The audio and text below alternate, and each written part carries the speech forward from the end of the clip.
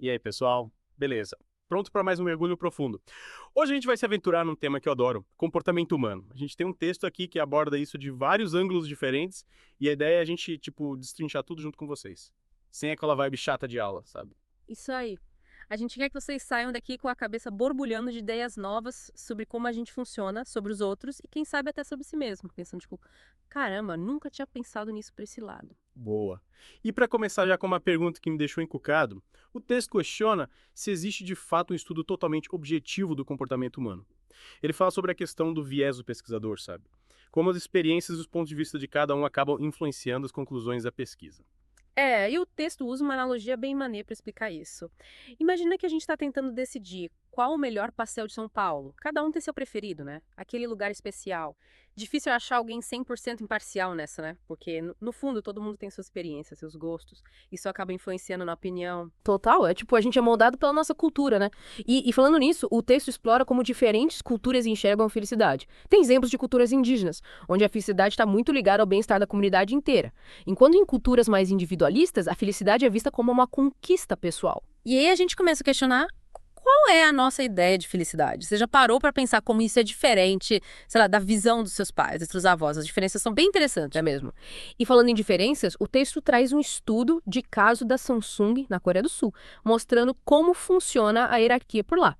É um sistema bem diferente do que a gente está acostumado aqui no Brasil, com um foco total na obediência e respeito à autoridade. E o legal é que o texto não só descreve o sistema, como também mostra os prós e os contras dessa estrutura hierárquica, por exemplo. A cultura hierárquica pode até facilitar a organização e a eficiência, mas também pode rolar uma falta de criatividade e autonomia dos funcionários. Faz pensar, né? Será que a gente pode aprender alguma coisa com essa cultura, mesmo sendo tão diferente da nossa? Claro, a aprender sobre outras culturas abre a nossa mente para novas possibilidades. A gente começa a questionar nossos próprios valores e crenças. E por falar em valores e crenças, o texto também explora a formação da personalidade. Ele conta a história da Lara e do Marcelo, dois personagens fictícios com personalidades bem diferentes. A Lara é super extrovertida e impulsiva, já o Marcelo é mais na dele, introvertido e metódico. Através da história deles, o texto mostra como é importante entender as motivações por trás das ações das pessoas. E isso é essencial para ter relacionamentos mais saudáveis e verdadeiros, né? Quando a gente se esforça para entender o que motiva o outro, a gente consegue se comunicar melhor, evita um monte de mal-entendido. Verdade. E por falar em comunicação, o texto aborda o impacto da tecnologia nas nossas relações e na forma como a gente se comunica hoje em dia. Ele fala da inteligência artificial, dos algoritmos que estão cada vez mais presentes nas nossas vidas, influenciando desde as notícias que a gente lê até as coisas que a gente compra. Pois é, e essa influência pode ser tanto boa quanto ruim. Por um lado, a tecnologia conecta a gente com o mundo todo, facilita o acesso à informação. Por outro lado, o excesso de telas, de redes sociais, pode isolar a gente, aumentar a ansiedade. É complicado. E o texto usa um termo que eu achei incrível: infoxicação. É aquela sensação de estar sobrecarregado com tanta informação que a gente recebe todo dia. E essa infoxicação deixa a gente estressado, cansado, com dificuldade de concentração. Por isso é importante aprender a filtrar as informações que a gente consome, usar a tecnologia com mais consciência, buscando um equilíbrio entre o mundo online e o offline. Com certeza. E no meio disso tudo, o texto lembra que, mesmo com toda a influência da cultura e da tecnologia, a gente ainda tem o poder de escolher como quer viver, como quer se comportar. Ele fala sobre o conceito de mindset, que é basicamente a nossa mentalidade, nossas crenças, valores e atitudes. É isso aí. O texto explica que o nosso mindset impacta diretamente as nossas experiências e resultados. Se a gente acredita que é capaz de alcançar um objetivo, a chance de sucesso é muito maior do que se a gente duvidar da nossa capacidade. Isso vale para tudo na vida, né? Relacionamentos, trabalho. Total. Ter um mindset positivo, focado em crescer e aprender, ajuda a gente a superar os desafios e alcançar nossos objetivos. Legal. Que tal a gente se aprofundar um pouco mais nesse conceito de mindset? O texto dá alguns exemplos de como ele pode influenciar o nosso comportamento. Bora lá. Um exemplo que ele cita é o caso de atletas de alta performance. Atletas com mindset de crescimento tendem a se recuperar mais rápido das derrotas, usam os erros como aprendizado. Eles acreditam que podem melhorar sempre com esforço e dedicação. Já os atletas com mindset fixo se abatem mais fácil com as derrotas e evitam desafios por medo de fracassar. Interessante. E como a gente aplica isso no dia a dia? Tipo, no trabalho? Imagina que você acredita que suas habilidades são fixas, que você não pode mudar. Provavelmente você vai evitar desafios e se acomodar no que já sabe. Agora, se você acredita que pode aprender e se desenvolver sempre, você vai sair da zona de conforto, buscar novas oportunidades. Faz sentido. E o texto também fala que o mindset influencia como a gente lida com o estresse e as dificuldades, né? Sim. Quem tem mindset de crescimento encara os desafios como oportunidades de aprender e crescer. Acredita que pode superar as dificuldades e fica mais resiliente. Já quem tem mindset fixo se sente mais ameaçado pelos desafios e desanima mais fácil. Caramba, o mindset faz diferença em tudo, né? E o legal é que a gente pode desenvolver um mindset mais positivo, focado em crescer. Exatamente. O texto dá umas dicas para isso. Desafiar os pensamentos negativos, buscar feedback, aprender com os erros, celebrar as conquistas. Ótimas dicas. Acho que essa conversa sobre mindset deu bastante o que pensar, né? Mas ainda tem muito para explorar nesse mergulho num comportamento humano. Verdade. Na próxima parte, a gente continua a nossa jornada explorando outros aspectos fascinantes do comportamento humano. Até lá. E aí, pessoal, de volta para o nosso mergulho no comportamento humano. Lembra que a gente estava falando sobre como a cultura, a tecnologia e até o mindset moldam quem a gente é e como a gente age? Pois é, mas tem outra peça fundamental nesse quebra-cabeça: a biologia. Verdade. O texto fala bastante sobre como os nossos genes, hormônios, a estrutura do nosso cérebro, tudo isso também influencia o nosso comportamento. Ele até usa uma metáfora legal. Ele compara o cérebro com um maestro de orquestra, sabe? Tipo, ele coordena todas as funções do corpo, desde as mais básicas, como respirar, até as mais complexas, tipo pensar, sentir. Exatamente. E essa orquestra biológica é influenciada tanto pelos nossos genes, que a gente hereda dos nossos pais, quanto pelas experiências da vida. É como se a gente tivesse a partitura básica vinda dos genes, mas aí cada músico toca de um jeito, dependendo das experiências do ambiente que a gente vive. Nossa, que analogia perfeita. E falando em experiências, o texto também explora como as primeiras experiências da vida, principalmente na infância, podem ter um impacto enorme na nossa personalidade e comportamento. Sim, ele explica que o nosso cérebro é super plástico. Tipo, ele se adapta e se transforma ao longo da vida, principalmente na infância, quando a gente está aprendendo tudo, absorvendo tudo ao nosso redor. As experiências dessa época, boas ou ruins, deixam marcas profundas no nosso cérebro, moldando a forma como a gente se relaciona com o mundo e com as outras pessoas. Caramba, então a infância é tipo a base de tudo, né? E o texto fala da importância do apego, né? Aquele vínculo emocional que a gente cria com os pais, avós, quem cuida da gente, sabe? Exato, o apego seguro, aquele em que a criança se sente amada, protegida, confiante, é fundamental para a autoestima, para a autonomia, para aprender a lidar com as emoções. Agora, o apego inseguro, quando a criança se sente rejeitada, abandonada, aí pode gerar dificuldades nos relacionamentos, ansiedade e outros problemas emocionais lá na frente. As relações familiares são a base de tudo mesmo. E por falar em relações, o texto também aborda a influência da cultura na forma como a gente se conecta com os outros. Né? Cada cultura tem seus códigos, normas sociais, valores, que influenciam como a gente se comunica, como demonstra as emoções, como interage com as pessoas. Nossa, e essas diferenças culturais podem dar cada fora, né? Lembro quando eu viajei pro Japão, fiquei totalmente perdido nos costumes.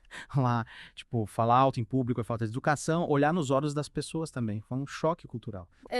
A gente precisa ter essa sensibilidade cultural para evitar gafes, né? E para construir relações mais harmoniosas com pessoas de outras culturas. O texto destaca a importância da empatia, de se colocar no lugar do outro para entender seu ponto de vista. Isso é fundamental para uma boa comunicação, principalmente entre culturas diferentes. Totalmente. E falando em comunicação, o texto também explora os diferentes estilos de comunicação e como eles influenciam os relacionamentos, né? Sim. Ele fala de 4 estilos básicos: passivo-agressivo e assertivo. Qual seria o ideal? O texto coloca a comunicação assertiva como a mais eficaz para construir relações saudáveis e equilibradas. Sabe o que é ser assertivo? Ser assertivo é se comunicar com honestidade, respeito e clareza. É saber expressar seus pensamentos, sentimentos, necessidades de forma direta, mas sem agredir o outro e sem se anular. Parece fácil, mas na prática. Nem sempre é fácil. Às vezes a gente tem medo de magoar e criar conflito, mas o texto incentiva a gente a praticar assertividade porque é importante para colocar limites, defender nossos direitos, ter relações mais autênticas. Boa dica. E mudando um pouco de assunto, o texto fala também sobre inteligência, né? Sim. Ele explora os diferentes tipos de inteligência, como a lógico-matemática, a linguística, a especial, a musical, a intrapessoal, a naturalista. Uau, quanta inteligência. Qual seria a mais importante? O texto deixa claro que todas são importantes e que cada pessoa tem seus talentos e habilidades. O lance é reconhecer nossos pontos fortes e desenvolver eles sem ficar se comparando com os outros. Verdade. E ele também fala da inteligência emocional, né? Sim. A inteligência emocional é a capacidade de entender, gerenciar e usar as emoções de forma inteligente. É essencial para ter sucesso nos relacionamentos, no trabalho, na vida pessoal. E como a gente desenvolve essa inteligência emocional? O texto dá algumas dicas. aprender a identificar suas emoções e as dos outros, desenvolver empatia, aprender a lidar com o estresse, se comunicar de forma assertiva, construir relações positivas. Nossa, a gente já descobriu tanta coisa nesse mergulho. E olha, até mais. Com certeza. Na próxima parte, a gente continua nossa jornada explorando outros aspectos fascinantes do comportamento humano. Até lá. De volta para a última parte do nosso mergulho no comportamento humano. Já exploramos tanta coisa, né? Cultura, biologia, mindset, inteligência emocional. Mas e o futuro? Como tudo isso se encaixa no mundo que está mudando tão rápido? É mesmo. O texto fala disso, né? Como as mudanças tecnológicas, sociais, ambientais estão impactando o comportamento das pessoas. Ele até usa o termo era da aceleração para descrever esse ritmo frenético de mudanças que a gente está vivendo. E essa aceleração traz um monte de desafios, né? Mas também oportunidades. Por um lado, a gente tem acesso a mais informação, mais tecnologia do que nunca. Por outro, essa enxurrada de coisas pode levar à exaustão, ansiedade. Fica difícil focar no que realmente importa. Sem dúvida. E o texto explora como essa era da aceleração está impactando várias áreas da vida, né? Desde os nossos hábitos de consumo até o relacionamento. Tipo, como a tecnologia está mudando a forma como a gente se comunica, se relaciona, com as interações online crescendo cada vez mais e o contato face a face diminuindo. E essa mudança na comunicação tem seus prós e contras, né? A tecnologia permite conectar com gente no mundo todo, manter contato com quem está longe, mas o uso excessivo de redes sociais pode isolar, gerar comparação, aquela sensação de a gente estar perdendo alguma coisa se não estiver conectado o tempo todo. O lance é encontrar um equilíbrio, né? E o texto fala da importância de desenvolver habilidades para a gente navegar nesse mundo em constante mudança. Ele cita criatividade, flexibilidade, adaptação, resolução de problemas, pensamento crítico, como habilidades essenciais para o futuro. Com certeza. E essas habilidades não servem só para o trabalho, não servem para a vida. Num mundo que muda o tempo todo, a gente precisa se adaptar a novas situações, aprender coisas novas e encontrar soluções criativas para os problemas. Total. E o texto também nos convida a pensar no impacto das nossas ações no mundo, né? Ele fala de sustentabilidade, ética, responsabilidade social, a importância de fazer escolhas conscientes que contribuam para um futuro mais justo, mais sustentável para todo mundo. Essa consciência, essa responsabilidade começa na gente, né? Nas pequenas coisas do dia a dia, nas nossas escolhas, na forma como a gente trata os outros, o planeta. O texto lembra que a gente faz parte de um sistema e que as nossas ações, por menores que sejam, podem impactar o mundo, seja de forma positiva ou negativa. Que mensagem poderosa para a gente encerrar nosso mergulho no comportamento humano. Aprendemos tanto sobre nós mesmos, sobre os outros, sobre o mundo. É verdade. E o mais legal é que essa jornada não termina aqui, né? O estudo do comportamento humano é um processo constante. A gente está sempre descobrindo, aprendendo. Que a gente continue curiosos, buscando entender a nós mesmos e aos outros, construindo um futuro mais humano e sustentável para todo mundo. E você que acompanhou a gente até aqui, continue explorando, continue se questionando, continue aprendendo. Afinal, como a gente viu nesse mergulho, o comportamento humano é um tema fascinante e cheio de nuances. Até a próxima!